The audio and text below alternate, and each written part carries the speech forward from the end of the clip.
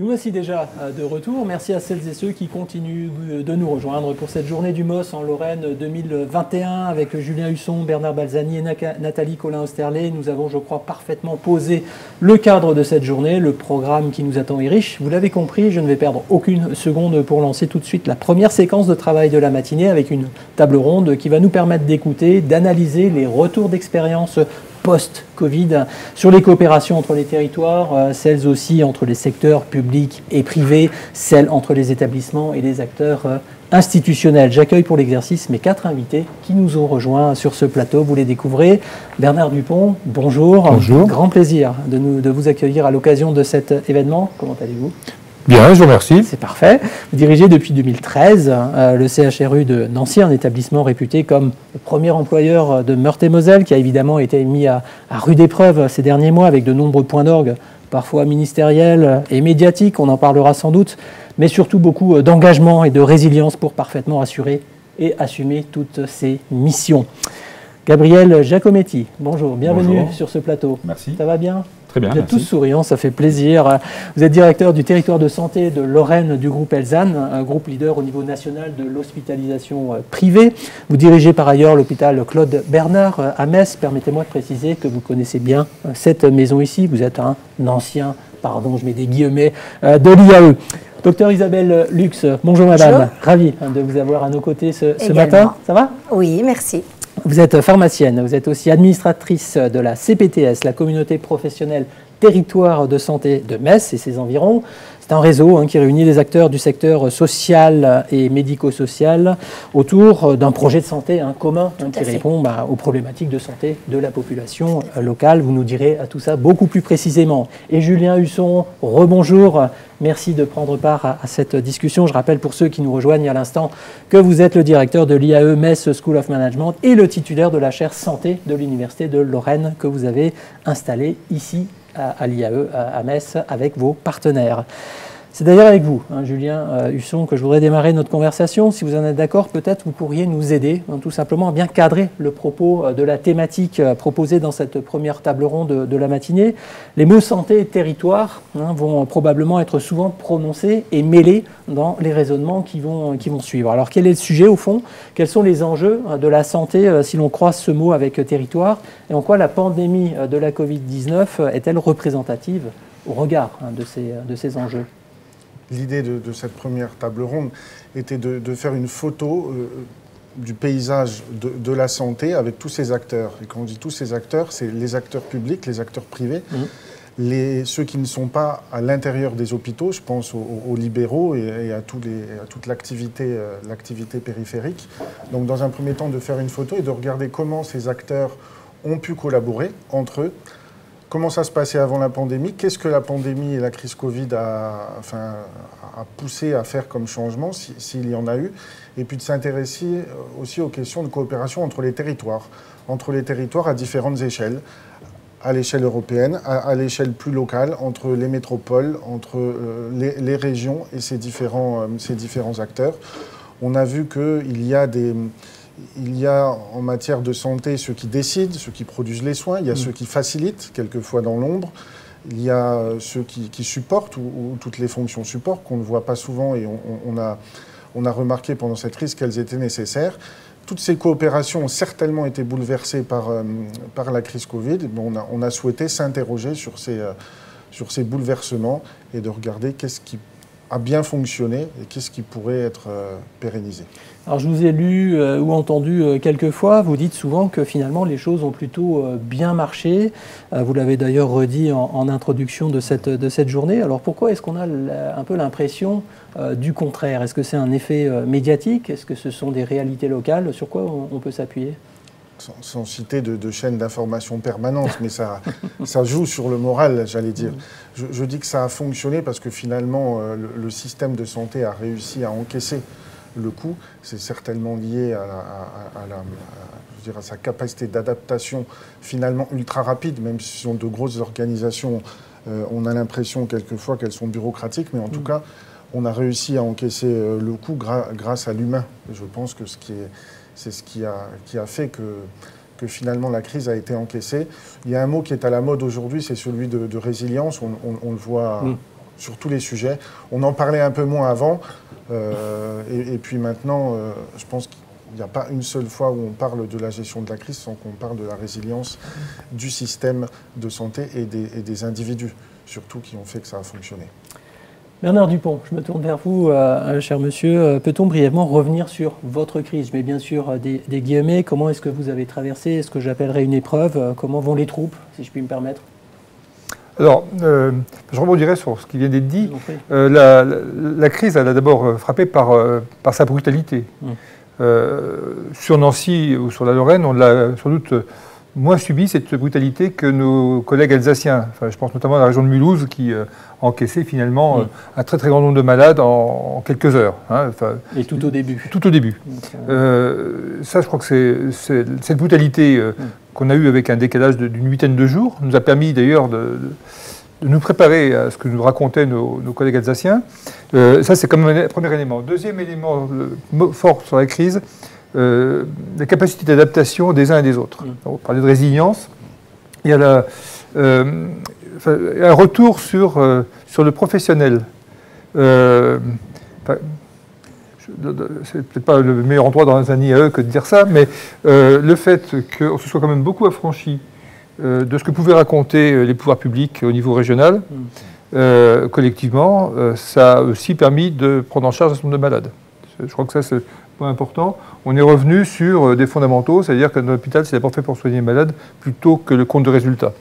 Et ça, je crois que c'est quand même aussi un élément qui a été très marquant. Alors d'ailleurs, on pourrait extrapoler au niveau national. Hein. C'est le quoi qu'il en coûte, finalement. Hein. Donc ça, c'est un autre élément. Puis alors, enfin, pour terminer sur les personnels, bon, alors, vous disiez, le CHU de Nancy est le principal employeur de Lorraine. Hein, effectivement, c'est 14 000 personnes, ça fait un peu plus de 8 000 équivalents temps plein, des médecins, des pas médecins, enfin, toute la graduation des fonctions qu'on a dans un hôpital. En quelques heures, la plupart ont complètement transformé leur exercice professionnel. Et ça, je crois que c'est quand même un élément fort qui nous a tous marqués. Enfin, je pense que Gabriel pourrait dire la même chose pour le groupe Pelsan. Enfin, c'est vraiment ça. Et puis, vous évoquiez le public privé, je termine là-dessus. Dans notre région, et c'est peut-être aussi lié à nos relations, hein, les choses se sont quand même globalement bien passées.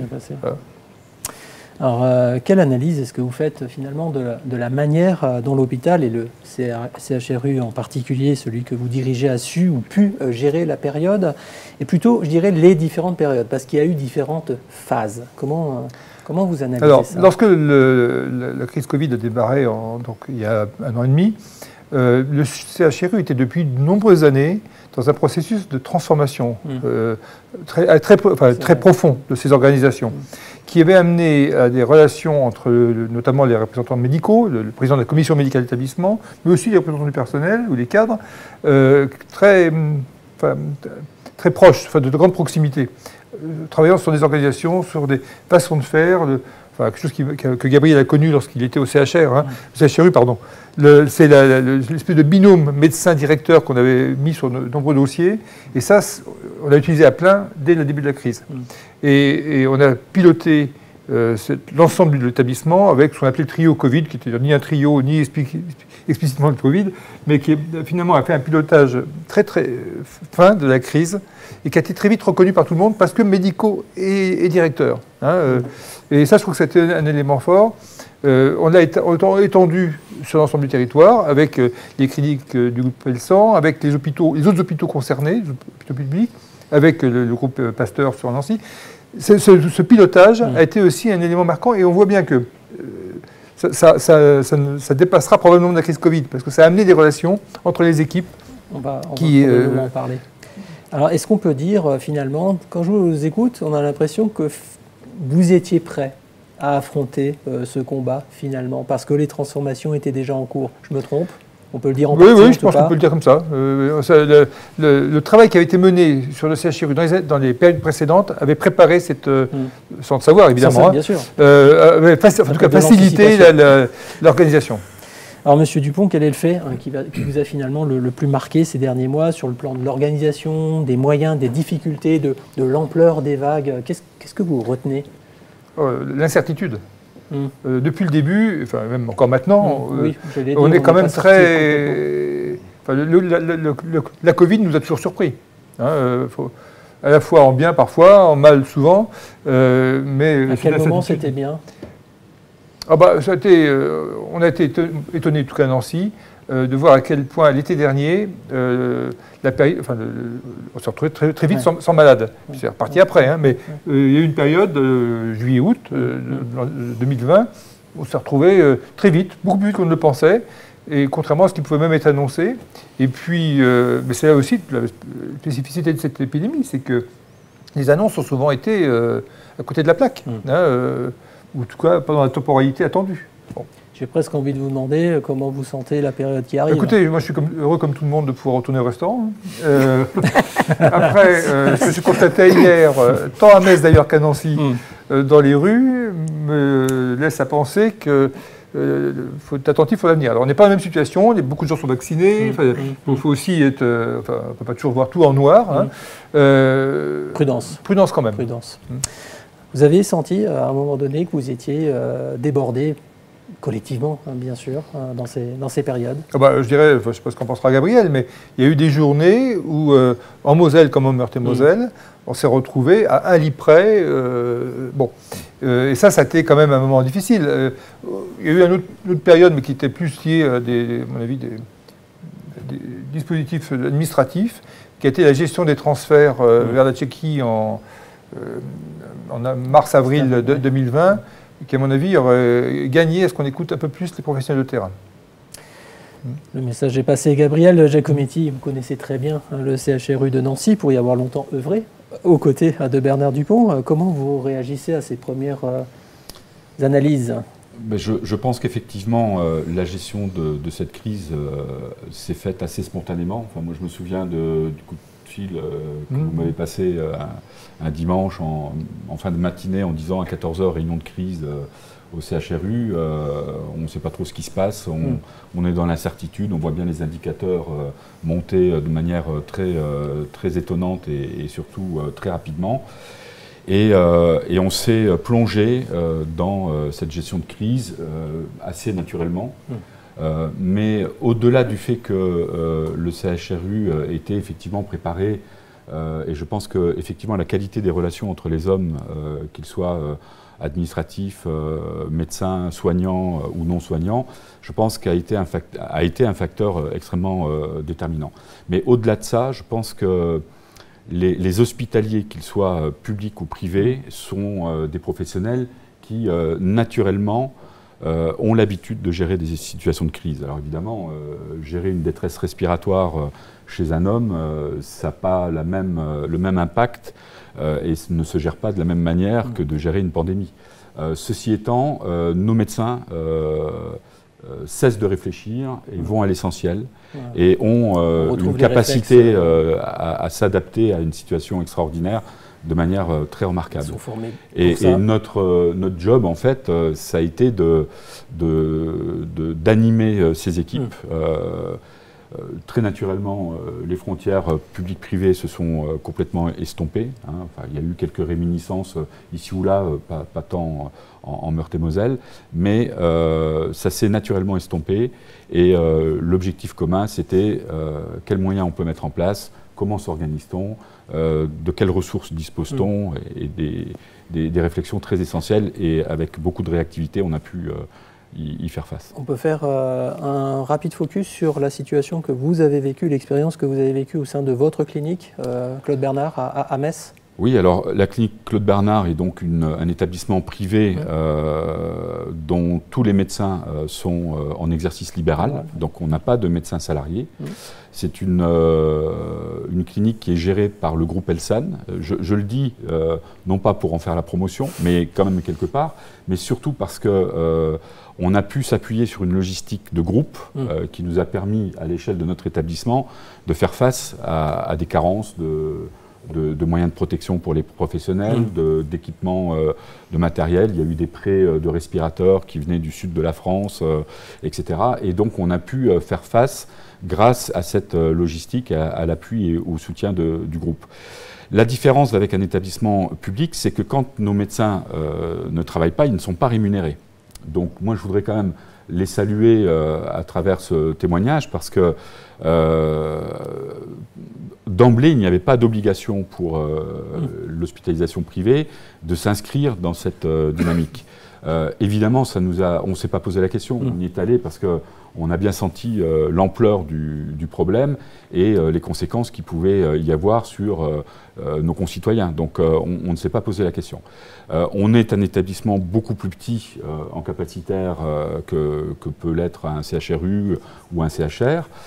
Donc dès lors qu'on mobilise tout ou partie de nos lignes de réanimation, forcément, ça a un impact direct sur notre activité en sachant que malgré tout, et peut-être que parmi les leçons qu'on aura tirées de cette expérience, c'est qu'on a, malgré nous, en tout cas dans la première vague, peut-être été moins attentif à des patients atteints de cancer, des patients à très fort risque cardiovasculaire ou d'autres patients, et qu'on n'a pas forcément intégré dans le parcours tel qu'on aurait dû le faire.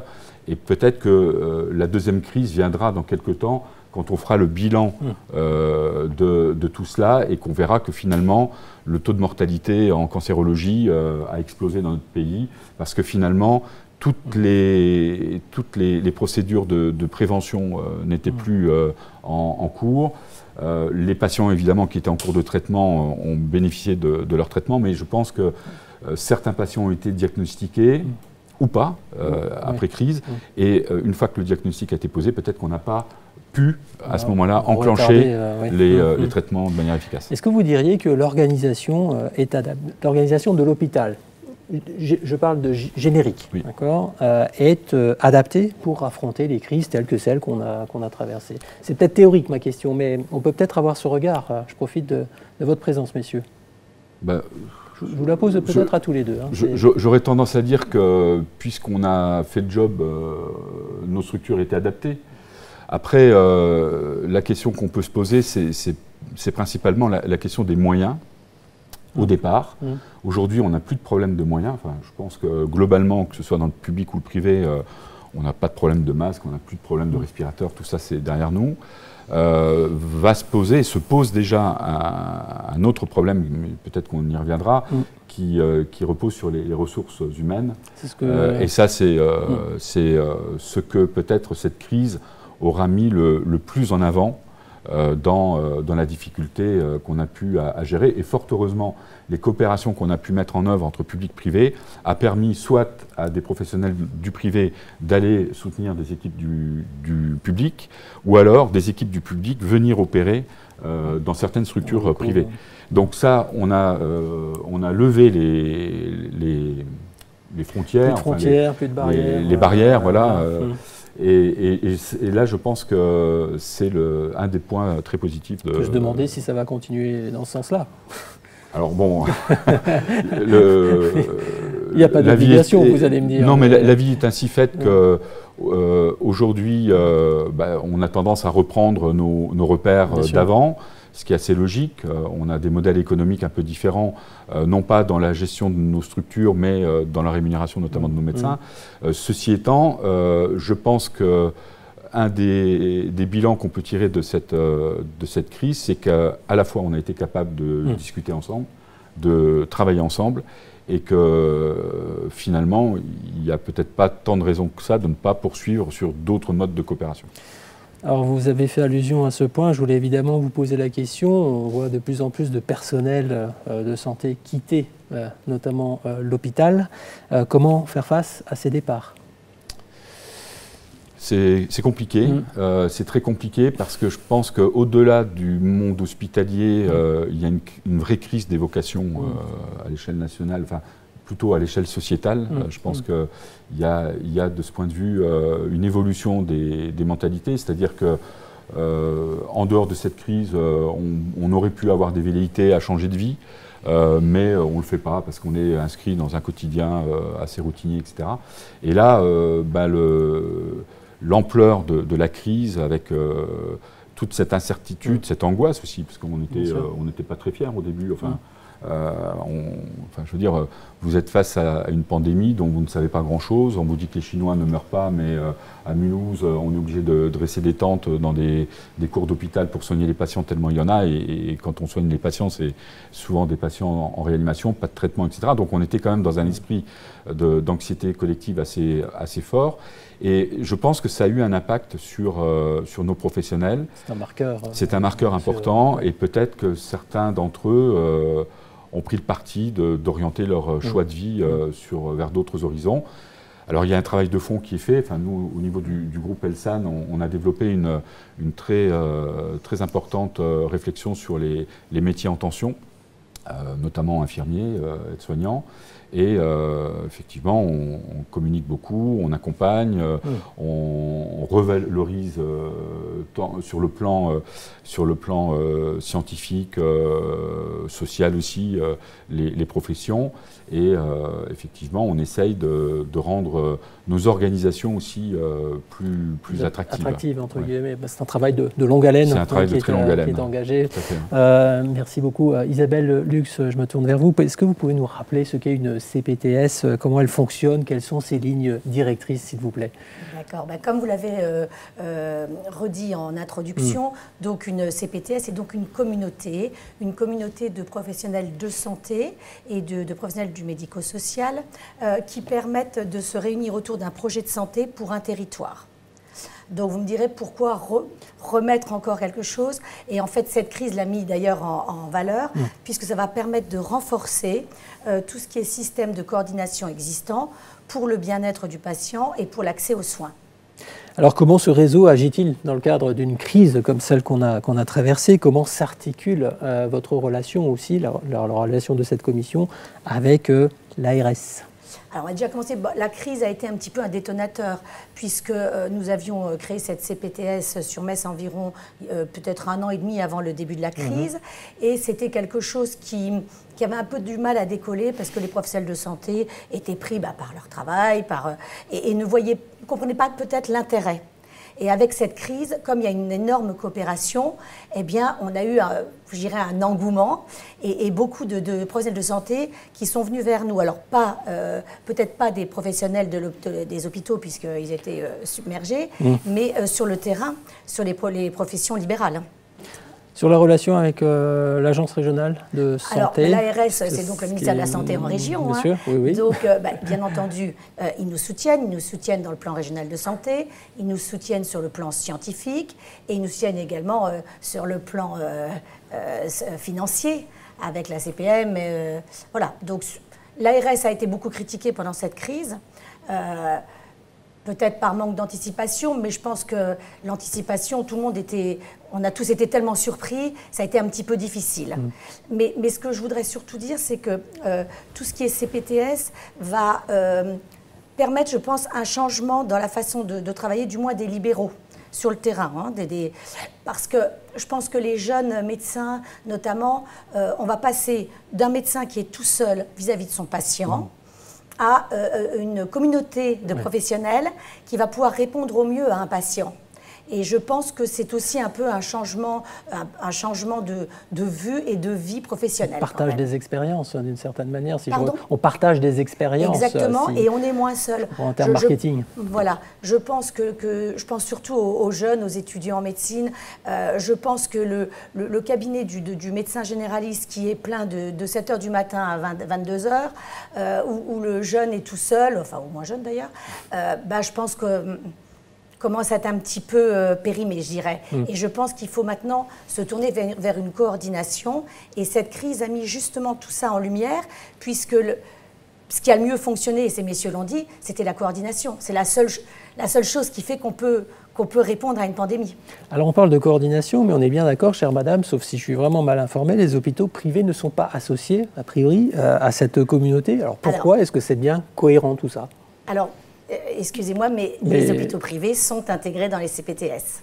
En tout cas, au départ, le projet, c'était de s'occuper d'un côté des hôpitaux, de l'autre côté des libéraux, de la médecine de ville. Et en fait, la CPTS Metz et environ a été la première à dire non, non, il faut mettre tout le monde ensemble. Et d'ailleurs, on a été suivis, on a été remerciés, je dirais. Et d'ailleurs, le trésorier de la CPTS Metz et environ est quelqu'un du NEOS. Donc du monde du privé. Oui. Et puis le privé, c'est aussi les médecins de ville, quand même. Tout à fait. Mais les hôpitaux privés ont été intégrés. Donc il y a eu une évolution sur ce point-là, même si au départ, c'était pas forcément la logique. Prévu, mais vraiment, nous, on s'est battus parce qu'on ne voulait pas qu'il y ait la rupture hôpital-ville. Surtout pas. Ce qui est totalement cohérent avec tout ce qu'on vient d'entendre depuis 15 minutes. Gabriel Giacometti, peut-être une réaction sur ce premier témoignage de Madame Lux? Oui, mais je pense que le gros atout des CPTS, c'est de pouvoir inscrire le patient dans un réseau de professionnels, de pouvoir établir des analyses et des bilans, des évaluations plutôt des bilans de parcours de ces patients. Et effectivement, je pense qu'on ne peut pas imaginer que les professionnels libéraux d'une part, mais aussi les structures hospitalières, qu'elles soient publiques ou privées d'ailleurs, ne puissent échanger et travailler ensemble autour de l'intérêt du patient. Et dans un cadre formalisé. Et dans un cadre formalisé. Nos DMS, nos durées moyennes de séjour à l'hôpital ou en clinique sont de plus en plus courtes. Donc forcément, le patient va de plus en plus rapidement réintégrer son domicile. Et sans les professionnels libéraux, que ce soit l'infirmière, le médecin libéral, le pharmacien, le kiné, etc., sans tous ces professionnels, le parcours du patient n'est pas bordé. D'où la nécessité d'avoir des espaces d'échange pour pouvoir construire ce parcours. Vous vouliez rajouter quelque chose, madame? Non, je suis tout à fait d'accord. Vous opinez? Oui. Parce que j'allais rebondir sur le fait que M. Dupont a aussi opiné, pour dire quelque chose peut-être. Sur l'expérience nancéenne, c'est pareil.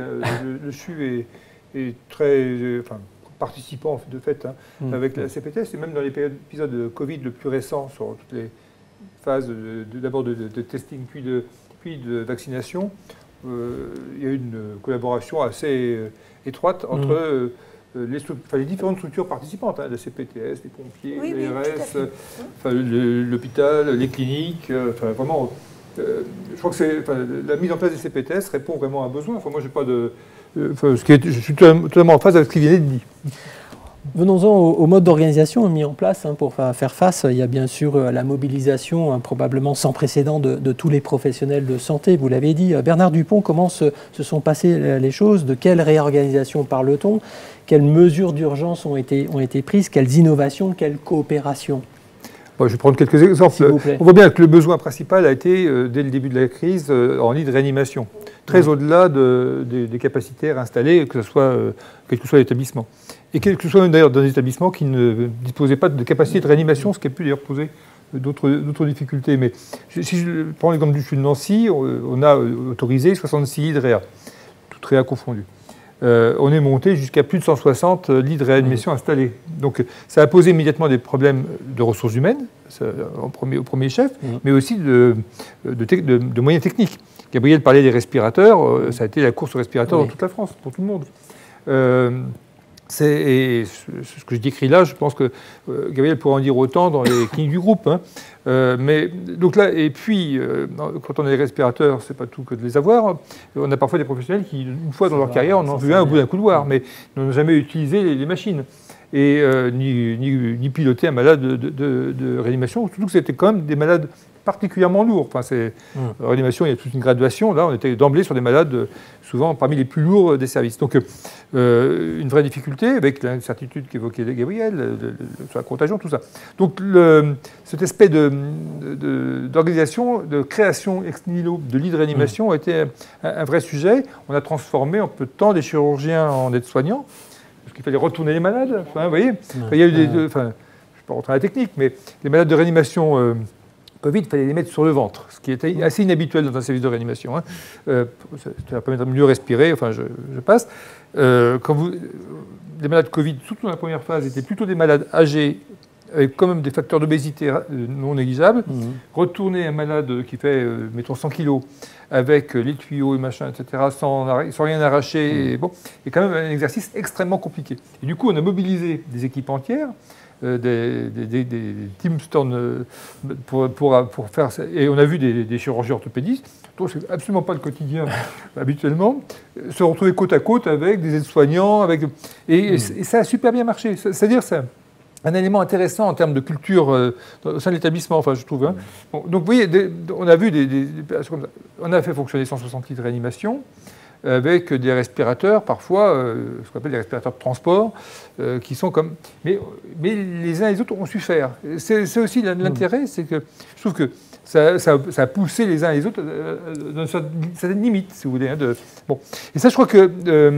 on a souvent, on a tous connu ça quand on est en responsabilité d'établissement, lorsque vous avez un accident de chemin de fer, un accident de car, etc., une capacité de mobilisation instantanée des professionnels. Là, elle était instantanée, mais elle a duré. Et elle a duré avec aussi une capacité de création de lits. Alors, ça c'est la partie plutôt positive. La partie négative, Gabriel l'a dit, je crois que c'est quand même quelque chose qui est préoccupant parce qu'on n'en est pas sorti, c'est quid des autres malades. Pendant la première phase, on était étonnés, il n'y avait plus d'AVC, plus d'infarctus, enfin je caricature à peine. Il n'y a pas de raison statistique qu'il n'y ait plus d'AVC, plus d'infarctus. En tout cas, pour l'instant, rien n'est démontré. Par contre, sur des maladies comme les cancers, pour d'autres, y compris sur des maladies qui ne sont pas chirurgicales, des diabètes, des malades qui sont passés au travers des mailles du filet, hein, clairement. Et ça, c'est quand même sans doute un effet rebond qu'on aura à payer dans la période à venir. Hein, Quelques exemples, je parlais de réorganisation, d'adaptation, de coopération, un ou deux exemples de votre côté pour compléter ce propos. J'imagine que c'est similaire, mais quand même. Un exemple assez majeur, dans la première vague épidémique, il y a eu une déprogrammation totale des activités programmées, médicales et chirurgicales. On a, nous, au sein de notre groupe, des établissements qui sont quasi des établissements chirurgicaux, donc plus d'activité du tout. Donc j'ai été amené à fermer la clinique Notre-Dame de Thionville, par exemple, et la clinique Saint-André de Nancy, ce qui nous a permis de redéployer des infirmières, des aides-soignantes en soutien d'équipes dans les autres établissements, et également des médecins. Alors, c'est pas neutre, parce que la première réaction de nos équipes est de dire, mais nous, on est comme les autres, on sait faire, on a la possibilité de prendre en charge des patients, et donc on leur retire en fait leur outil de travail. Et donc, ça, c'est une période qui a été assez compliquée à supporter et à porter à côté des professionnels. Ça, c'est la première chose. Mais comme le disait Bernard, dans un premier temps, les besoins qu'on avait, c'était des lits de réanimation. Pas tant des lits de médecine, c'est venu après, parce que les traitements se sont affinés, l'usage de certaines familles thérapeutiques ont eu des effets significatifs, et aussi dans le mode de prise en charge, peut-être qu'on a moins intubé de patients, on a utilisé des techniques comme les OptiFlow, qui sont des assistances respiratoires non invasives, et donc l'expérience sur une période très très courte a permis de faire évoluer les pratiques. Mais on a pu mettre à disposition des respirateurs. J'ai des respirateurs de certains de mes établissements qui sont partis à l'hôpital public, et des médecins et des infirmières. Voilà. Donc ça, c'est une des mesures, peut-être une des mesures les plus fortes qu'on ait eu à mettre en œuvre. Isabelle Lux, je rappelle que vous êtes pharmacienne. Racontez-nous un peu comment cela s'est passé chez vous, pour vous. Quel rôle ont pu jouer les pharmacies de ville? Quels étaient les principaux sujets d'inquiétude, mais aussi de mobilisation? Oui. Alors, il y a eu, effectivement, dans cette crise, il y a eu d'abord tout ce qui s'est passé dans les hôpitaux, avec tout ce qui était en réanimation, tout ça qui a été horrible. Mais sur le terrain, les gens qui n'étaient pas malades, il y a eu quand même beaucoup de panique. Parce que je rappelle quand même qu'à ce moment-là, on ne trouvait pas de masques. Oui. Voilà, pas de gel hydroalcoolique. Et nous ne pouvions pas en commander, ni les professionnels de santé de terrain d'ailleurs. Donc, si vous voulez, et quand vous êtes chez vous dans votre quartier et que vous n'êtes pas bien psychologiquement, où est-ce que vous allez? Le meilleur maillage du pays, c'est les pharmacies. Donc, on a eu un afflux de patients, pas forcément malades, mais qui étaient tellement inquiets et tellement paniqués qu'on a dû faire face à ça. Mais ça n'est pas grave, ça fait partie aussi des rôles du pharmacien. Donc après, l'État s'est mobilisé, il y a eu les stocks d'État de masques et de gel hydroalcoolique. Et là, l'État a donc décidé qu'il y aurait un système qui s'appelle Distrimasque, où en fait tout arriverait chez le pharmacien et c'est le pharmacien qui dispatcherait dans son quartier. Ce dispositif, même si au départ c'était un petit peu chaotique, a quand même permis, là encore, qu'on sorte tous de notre zone de confort et qu'on travaille tous ensemble. J'allais vous demander, qu'est-ce qui a finalement évolué, pardon je vous coupe, mais dans vos pratiques professionnelles du coup? C'est intéressant. Moi je trouve que... Tout le monde dit adaptation, mais concrètement, comment ça se matérialise? Alors moi évidemment je vais parler pour mon quartier, mais je sais que... Vous êtes là pour ça. En tout cas, tous les professionnels de santé qui se connaissaient, mais si vous voulez, bonjour, bonsoir, comme ça, on s'appelle pour les patients, on s'est mis tous ensemble, il n'y a plus de soucis, on a appris à mieux se connaître et on a même décidé de se mettre en équipe de soins primaires, tous ensemble, pour pouvoir répondre encore une fois au mieux pour le patient. Et je pense que ça, c'est ce mot-là que moi je retiendrai de la crise, c'est coopération, coordination, et on est sorti de notre zone de confort. Donc, alors, bien sûr, je salue aussi tous les soignants et tous les médecins qui étaient en milieu hospitalier, qui ont franchement, c'est extraordinaire. Et sans ce sentiment humain, il n'y aurait rien eu. Hein, Mais sur le terrain, en tout cas, pour le patient, on s'est mis tous en équipe. Et on a gommé tout ce qui pouvait être un petit peu jalousie ou dire un tel, c'est pas grave. Vous voyez, alors, ça fait égalité, je dirais. Ça fait plaisir à entendre, évidemment. Je pense que ça ravit tout le monde. Mais est-ce que ces coopérations d'urgence, entre guillemets, vont-elles permettre d'installer peut-être des modes de fonctionnement renouvelés et durables? Est-ce que c'est souhaitable d'ailleurs et sur quels objets? Je vous laisse la parole. Oui. Et puis j'interrogerai. Moi je pense que ça va continuer, d'autant plus que c'est un peu aussi le socle de la nouvelle réforme, de la réforme Ma Santé 2022. Et puis je reviens sur les jeunes étudiants, parce que je pense qu'ils auront plus de facilité à exercer si on est en équipe. Et si tous les soins sont mis dans des structures où on s'entraide. Donc je pense que ça va continuer. Moi. Moins de silos, plus de transversalité. C'est ça, exactement. La logique. Voilà, moi je pense que l'avenir, c'est quand même les équipes de soins primaires, les maisons, les MSP. Je pense que c'est l'avenir et je pense que c'est aussi répondre à un changement un peu de culture sociale, culture dans la vie, des jeunes qui ont plus envie d'être en équipe, je pense. Monsieur Giacometti? Oui, je pense qu'on a démontré qu'on était capable de se parler.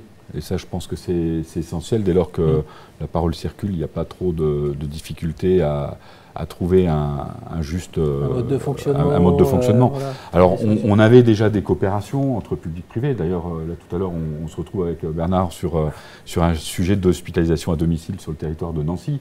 Donc, c'est bien la preuve qu'on savait déjà coopérer et travailler. Là, il y a une accélération, c'est clair. Et puis peut-être aussi que l'image du privé, je suis désolé de le mettre sur la table comme ça, mais l'image du privé peut-être a aussi évolué, puisqu'on a vu et on a entendu aussi, peut-être dans d'autres régions de France, alors que nous, on n'a pas eu de difficulté, que ce soit sur Nancy ou Metz, à travailler avec le public. On a pu avoir écho de certaines tensions entre public et privé dans d'autres régions de France. Vraisemblablement dans des régions d'ailleurs où la Covid n'était pas aussi prégnante qu'elle a pu l'être dans notre région. Voilà, ça a permis aussi de bien montrer qu'on était un acteur sanitaire, au-delà du statut. Le médecin est un médecin et un établissement de soins est un établissement de soins, quelle que soit sa nature juridique. Bernard Dupont. Oui, moi je dirais un peu. Je pense que la crise elle a permis de sortir, de faire sauter un certain nombre de barrières, que ce soit avec le privé en termes d'hospitalisation, comme entre professionnels. On a eu des relations, par exemple, au niveau du CHU avec les pharmaciens d'officine, qui qui est un monde qu'on connaît peu, honnêtement. Oui, tout à fait. Or là, entre les histoires de vaccins, de tests, enfin, ça nous a amené à avoir des relations qui, du coup, je sais pas, se transformeront sans doute pas en structure, mais faciliteront peut-être un certain nombre de points. Les échanges. Et derrière, moi, dans les leçons de la crise, je le disais un peu tout à l'heure, je pense que ça montre aussi l'importance que les professionnels, alors je ne vais pas faire du basisme, basique, hein, mais prennent aussi les choses en main sans attendre tout du bon Dieu. Hein, parce que souvent ils se connaissent, ils sont sortis des mêmes facs, des mêmes écoles, etc. Ils ont des réflexes de professionnels que n'ont pas forcément des administrations de gestion, que ce soit nationales ou régionales, si vous voulez. Et je pense que ça aussi, cette fluidité qu'on a su faire, si on avait attendu l'ARS par exemple, hein, mais et là c'est pas du tout une critique de l'ARS, pour faire la réunion du dimanche dont parlait Gabriel, je pense qu'on aurait pu attendre assez longtemps. Hein, parce que c'est pas son rôle. Enfin, mais donc c'est sur le terrain, nos professionnels, dans les cliniques, nos hôpitaux, les libéraux, on sonnait l'alerte, on a pris donc la décision de se mettre ensemble. Et ça, je crois que c'est un élément important, et on n'a attendu personne. Et de ce que j'ai entendu, au niveau de la conférence des directeurs généraux dessus, on a échangé aussi de retours d'expérience. Peu ou prou, ça s'est trouvé comme ça dans les régions qui étaient les plus impactées. Peut-être qu'en Aquitaine, la question s'est posée différemment, mais dans tout grand croissant nord-est, là... bon. Et ça, je crois que cette prise en main par les professionnels, capables de travailler ensemble, c'est sans doute un élément fort et positif. Mais il reste quand même l'État, l'ARS. Est-ce que le rôle de l'ARS, du coup, doit changer? Alors d'abord, comment dire, les ARS sont différentes selon chacune des régions. Et on voit bien que dans la crise, la façon dont elles sont gérées a été parfois significativement différente. Gabriel parlait des déprogrammations. Les déprogrammations en Rhône-Alpes, ce n'est pas la même chose que les déprogrammations dans le Grand Est. Donc il y a des éléments qui... Bon, après, les régions n'ont pas été confrontées de la même façon. Donc ça, je crois que c'est un premier point. Deuxièmement, on a vu apparaître des acteurs qu'on voyait peu sur le monde de la santé. Les élus, et je pense notamment les élus régionaux. Bon, alors, on est dans une région un peu particulière. Hein. On a un président de région qui est médecin, urgentiste, de la ville d'où tout est parti. Il a été touché sur plusieurs registres en même temps. Voilà. Donc je pense qu'en Bretagne, la situation était un peu différente. Mais pour autant, on voit bien qu'il y a une revendication des régions de prendre la main sur les ARS. On est à 8 jours des régionales, je ne vais pas me rentrer là-dedans, mais on voit bien, il y a un sujet. Bon. Donc, je pense que ça, c'est un premier élément. Deuxièmement, l'administration de la santé, en France, est très descendante. Vous avez quelqu'un dans un bureau, une Ségur, qui pense quelque chose, qui évite d'ailleurs de communiquer avec le bureau d'à côté, et ça descend par une circulaire. Enfin, les ARS sont inondés de circulaires extrêmement précises, détaillées, dont on se demande d'ailleurs in fine à quoi sert tout ça. Vous voyez et puis les ARS reproduisent le même mode de pensée vis-à-vis des établissements. On a reçu des questionnaires surréalistes pendant cette crise. Surréalistes, enfin des trucs. Il a fallu mobiliser les moyens pour faire des questionnaires. Vous voyez. Donc là, à un moment donné, je me dis, trop d'administration, ça finit par tuer l'efficacité sur le terrain. Oui, je suis d'accord. Vous êtes d'accord? Vous voulez compléter sur ce point, sans rentrer dans de polémique, hein. On est vraiment dans l'analyse. Moi, je pense qu'il y a une question, c'est est-ce qu'il faut continuer à centraliser autant ou est-ce qu'il vaut mieux décentraliser? Et moi, ce que je dis toujours, mais pas que là dans la crise ou pas que en tant qu'arménienne, écoutons les gens de terrain. Parce que c'est quand même eux qui peuvent donner des infos. Et je suis d'accord avec monsieur, parce que là, par exemple, dans ce qui est maintenant la vaccination, en ville, on est inondé effectivement de mails le dimanche soir à 22h de comment on va avoir les vaccins, à quelle date, la date arrive, ah ben non c'est une demi-journée plus tard, donc du coup les médecins de ville par exemple sont complètement désorganisés puisqu'ils avaient prévu une ligne de vaccination. Donc vous voyez, alors il y a eu des choses bien parce que ouvrir la vaccination en ville et pas seulement en centre de vaccination, moi je reste persuadée que c'est une excellente idée, mais tout est un peu plus lourd, on va dire. Donc moi, je me demande s'il ne faudrait pas plus décentraliser. Je vois l'heure qui tourne, hein. Vite. On a quelques minutes encore, mais bon, vos témoignages sont évidemment passionnants. Je voudrais qu'on regarde rapidement vers demain, si vous voulez bien, sur la base de vos expériences. Qu'est-ce qu'on a finalement appris de tout ça? Qu'est-ce qu'on doit finalement changer durablement? Quel nouveau mode d'organisation, de coopération est-ce que vous pourriez préconiser sur le territoire? Quels effets attendus aussi du Ségur de la santé, dont on n'a pas trop parlé, on en parlera peut-être dans d'autres tables rondes tout à l'heure. Bernard Dupont, Vraiment rapidement. On est en fin de crise, probablement, enfin, j'espère en tout cas. On a des professionnels qui sont quand même épuisés. Enfin, je pense que ça, c'est un constat. Oui. Alors, la population en général. J'allais dire, on est tous fatigués, mais certains plus encore. Les soignants, globalement, le sont aussi. Et on le comprend. Et on le comprend. Comment dire, le monde de la santé était vécu uniquement comme un centre de coûts. Au niveau national, même européen, bon, etc. On voit bien que la crise a montré qu'il fallait repenser un peu la chose. Tout à fait. Donc, je ne vais pas rentrer dans des débats politiques qui ne sont pas le jour, mais en tout cas, je pense que ça, c'est quand même un élément fort. Madame parlait de décentraliser. Je pense qu'aujourd'hui, c'est un vrai sujet. Enfin, à titre personnel, moi, je milite pour que ce soit les régions qui prennent la main, comme dans d'autres pays, sur l'organisation de la santé régionale. Ce qui ne veut pas dire que tout le monde fera n'importe quoi, mais ça veut dire, bon, y compris sur l'aspect argent, financement. Parce que je pense qu'aujourd'hui, nos concitoyens ont aussi besoin de cette proximité et que les élus sont globalement quand même pas irresponsables. Donc je pense qu'ils sauront faire. Ils apprécieront, pas complètement. Non, mais ils sont souvent décrits par les fonctionnaires comme étant des gens qui ne pensent qu'à dépenser. Je vous taquine. Vous voyez. Et je trouve que dans la réalité, enfin moi les élus que je connais, de toute sensibilité, c'est des gens qui sont responsables, ils savent gérer. Voilà. Bon, après, voilà. Donc, rapprocher le centre de décision, alors, les régions sont maintenant des grandes régions, sauf parce que les Alsaciens repartent en Alsace, mais globalement, ça reste comme des grandes régions. Je pense qu'il y aurait du sens. Ce Giacometti. Oui, ben, je partage. Je pense qu'il faut qu'on tende le plus possible vers une décentralisation. D'ailleurs, on voit bien que la gestion de la crise s'est faite en région, elle ne s'est pas faite à l'échelle nationale, en tout cas pas d'emblée. Après, peut-être pour être un peu l'avocat du diable, je pense qu'on a tous été confrontés à une situation extraordinaire et donc chacun dans nos sphères de compétences, nous avons agi de manière très différente, mais en lien avec la nature même de nos champs de compétences. Les soignants ont été réactifs parce qu'il s'agissait de malades. Les administrations ARS ou autres ont peut-être mis un peu plus de temps à réagir parce que l'urgence, c'était de prendre en charge les patients. Mais on a bien vu aussi qu'on était toutes des structures apprenantes et que finalement, même aujourd'hui, alors c'est peut-être inégal en fonction des territoires, mais en tout cas on peut sentir qu'il y a une vraie proximité entre les responsables des ARS et les hospitaliers que nous sommes. Le grand révélateur de cette crise, c'est malgré tout le fait que c'est une crise qui a été gérée, qui concernait les humains et qui a été gérée par les humains. Et pas par les structures, mais vraiment les humains, les hommes et les femmes. Et que si on doit tirer une leçon de cela, c'est bien de repositionner l'humain au centre de nos préoccupations.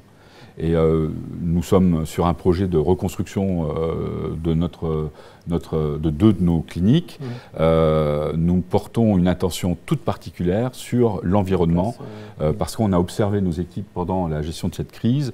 Et la première pierre qu'on posera sur le nouveau site, ce sera un parc, des arbres.